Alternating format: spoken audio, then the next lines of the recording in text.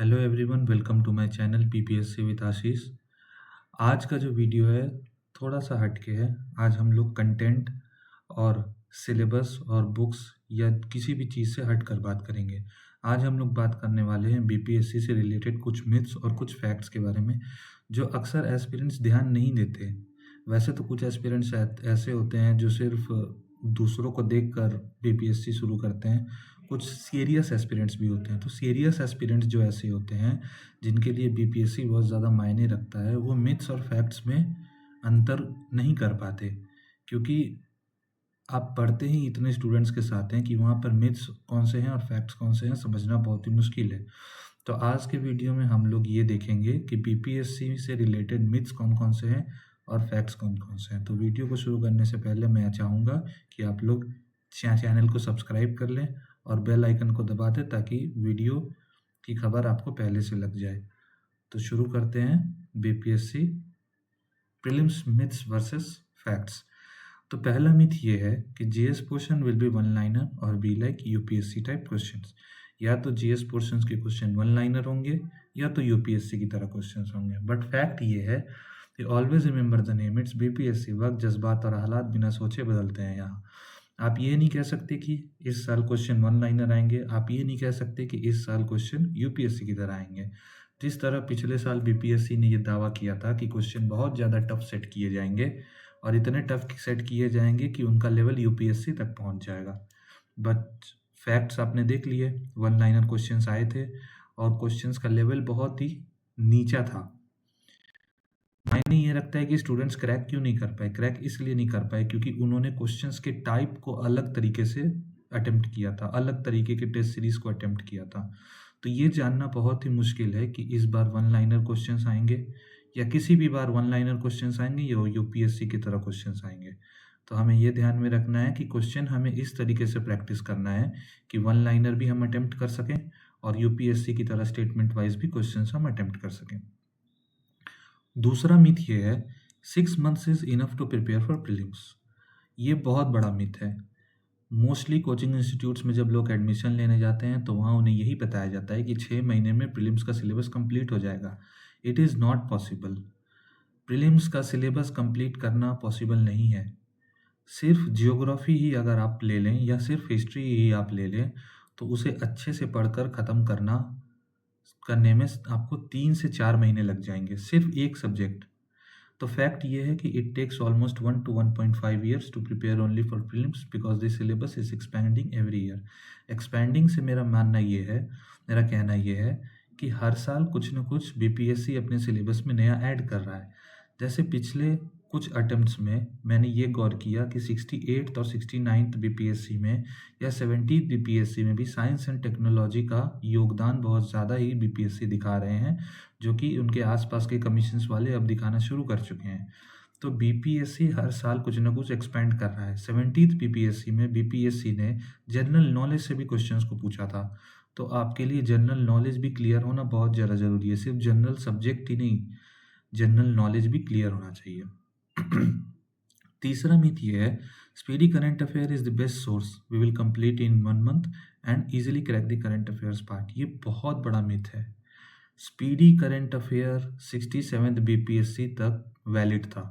67th BPSC में मैंने भी स्पीडी करंट अफेयर से 30 में से 25 क्वेश्चन सही किए हैं, बट अब ये चीज़ वैलिड नहीं है। तो फैक्ट ये है कि the best source for current affairs is to read newspaper every day and specially state specific newspaper. आपको रोज़ न्यूज़पेपर पढ़ना है। न्यूज़पेपर में आने वाले इवेंट से ही क्वेश्चंस पूछे जाते हैं। फॉर एग्जांपल ओलंपिक से क्वेश्चन पूछे गए थे या फिर ओलंपिक कमेटी से क्वेश्चन पूछे गए थे। किस रिवर के किनारे ओलंपिक का खेल हो रहा है, इनसे रिलेटेड क्वेश्चंस पूछे गए थे। तो ये सारा डाटा आपको न्यूज़पेपर में ईजिली मिल जाएगा। या फिर स्टेट स्पेसिफिक न्यूज़पेपर आपके लिए पढ़ना बहुत ज़रूरी है, क्योंकि बिहार स्पेशल पोर्शन में जो करंट अफेयर्स के क्वेश्चंस आते हैं वो पर्टिकुलरली न्यूज़पेपर बेस्ड ही होते हैं। तो आपको स्टेट स्पेसिफिक न्यूज़पेपर पढ़ना बहुत ज़रूरी है। फोर्थ मिथ ये है कि किसी इंस्टीट्यूट या नॉर्मल बुक के हैंडआउट से पढ़ लेते हैं कौन सा कुछ स्पेशल क्वेश्चंस आएंगे, वही तो आते हैं घूम फिर कर। ये बहुत बड़ा मिथ है स्टूडेंट्स में। उन्हें लगता है कि एक ही क्वेश्चंस तो है, चलो PYQ सॉल्व कर लेते हैं, वैसे ही क्वेश्चंस आ रहे हैं घूम फिर के, या किसी इंस्टीट्यूट का या किसी हैंड आउट को लेकर पढ़ लेते हैं, 6 महीने में काम हो जाएगा, पर ये पॉसिबल नहीं है। फैक्ट क्या है? Every year BPSC is publishing it's questions by doing research on the subject and considering the neighbouring state PCS papers. BPSC हर साल अपने क्वेश्चंस पे रिसर्च करता है। BPSC के क्वेश्चंस ऐसे भी देखे गए हैं जो नेट GRF के पेपर्स में आते हैं, और स्पेशली BPSC क्वेश्चंस को कॉपी करे ना करे, अपने नेबरिंग स्टेट्स के पैटर्न को ज़रूर फॉलो करता है। जैसे MP PCS में आपने हाल फिलहाल में देखा होगा कि साइंस के वेटेज को कम कर दिया गया है, साइंस एंड टेक्नोलॉजी के वेटेज को बढ़ाया गया है। उसी तरीके से BPSC ने भी सेम पैटर्न फॉलो किया है और साइंस एंड टेक्नोलॉजी के क्वेश्चंस को धीरे धीरे बढ़ा रहा है। लास्ट मिथ ये है कि 2 to 3 times revision is enough. ये बहुत बड़ा मिथ है। अगर कोई एस्पिरेंट ये सोचता है कि 2 से 3 बार रिविजन कर लेते हैं, चलो काफ़ी है, फैक्ट ये है कि not even 5 to 6 times is enough. BPSC is currently asking questions with so much depth, even sometimes books do not hold the resource of those questions. 5 से 6 बार भी करेंटली आप अगर रिवीजन कर रहे हैं तो वो इनफ नहीं है, क्योंकि क्वेश्चंस का जो लेवल है वो भले वन लाइनर हो या स्टेटमेंट वाइज हो, क्वेश्चंस के लेवल में डेप्थ देखा जा रहा है। आप लोगों ने ध्यान दिया होगा या नहीं दिया होगा, जो नए एस्पिरेंट्स होंगे उन्होंने नहीं दिया होगा, पर पहले क्वेश्चंस अलग पूछे जाते थे। आर्टिकल्स पे क्वेश्चंस पूछे जाते थे, आर्टिकल 110 किसके ऊपर बेस्ड है, 112 किसके ऊपर बेस्ड है, या इमरजेंसी में कौन से आर्टिकल से आता है। अब वो सिस्टम ख़त्म हो चुका है। अब आर्टिकल्स के सबसेक्शंस भी पूछे जाते हैं, जैसे article 112 subsection 1 clause A, subsection 2 clause B, इस तरीके से क्वेश्चंस पूछे जाते हैं। तो अब जब आप तैयारी करेंगे तो आपके क्वेश्चंस में डेप्थ होना बहुत ज़रूरी है। अगर आप अपने सिलेबस में डेप्थ के साथ नहीं पढ़ेंगे तो आपसे क्वेश्चंस छूटेंगी, अंदाजे मारने के चक्कर में आपसे नेगेटिव मार्किंग होगा और एग्ज़ाम क्लियर होना बहुत मुश्किल हो सकता है। और लास्ट लाइन जो लिखा हुआ है, even sometimes book do not hold the resource of those questions, तो ये इम्पॉर्टेंट इसलिए है क्योंकि मॉडर्न इंडियन हिस्ट्री में या इकोनॉमिक्स में ऐसे भी क्वेश्चंस आए हैं जो सीधे सीधे रिसर्च लेवल के क्वेश्चंस या रिसर्च लेवल के बुक से क्वेश्चंस को उठाया गया है।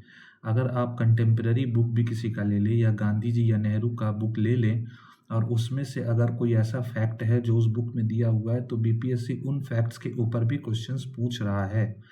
इसलिए हर चीज़ डेप्थ में पढ़ना बहुत ज़रूरी है। अगर आप मॉडर्न इंडियन हिस्ट्री पढ़ रहे हैं तो उसका इन डेप्थ नॉलेज होना आपको बहुत ज़्यादा ज़रूरी है। अगर आप इकोनॉमिक्स पढ़ रहे हैं तो करेंटली इकोनॉमिक का क्या कंडीशन है हमारे कंट्री में, उससे रिलेट करके इकोनॉमिक थ्योरीज को पढ़ना बहुत ज़रूरी है। तो अगर आप इन डेप्थ नहीं कर रहे हैं पढ़ाई को, तो आपके लिए एग्ज़ाम को क्लियर करना बहुत ज़्यादा मुश्किल हो जाएगा। तो ये थे कुछ मिथ्स और कुछ फैक्ट्स। इनके अलावा मुझे नहीं लगता कि ऐसा कोई मिथ या कोई फैक्ट है जो एग्ज़ाम में सबसे ज़्यादा ज़रूरी हो सकता है, क्योंकि यही सारे मिथ्स और फैक्ट सबसे ज़्यादा मायने रखते हैं।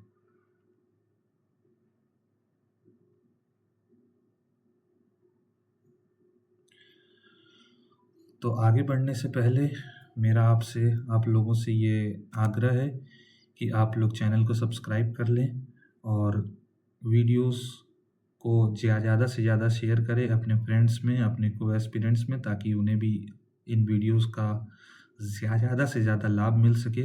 अगर आपको वीडियो से रिलेटेड कोई भी डाउट हो या कोई भी परेशानी हो तो आप